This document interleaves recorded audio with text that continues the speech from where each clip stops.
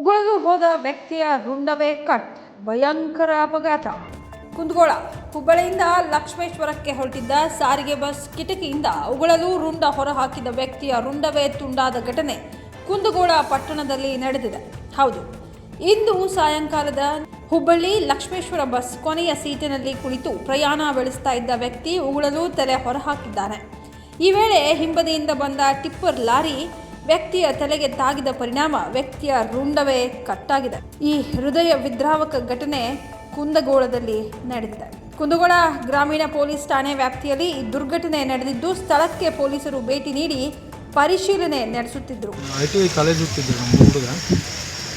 ಹುಬ್ಬಳ್ಳಿಯಿಂದ ಶಿರೂರು ಬರುವಾಗ ಡಿಂಪರ್ಗೆ ಮತ್ತು ಬಸ್ಗೆ ಇದು ಆಗಿ ಅಲ್ಲೇ ಸ್ಪಾಟ್ನಾಗ ಸತ್ತ. ಹುಡುಗನ ಹೆಸರೇನು ಸರ್? ಹುಡುಗನ ಹೆಸರು ಪಕ್ಕಿರೀಶ ಚೆನ್ನಯ್ಯ ಮುತ್ತಳ್ಳಿ. ಎಷ್ಟು ಗಂಟೆಗೆ ಆಗಿದೆ ಸರ್?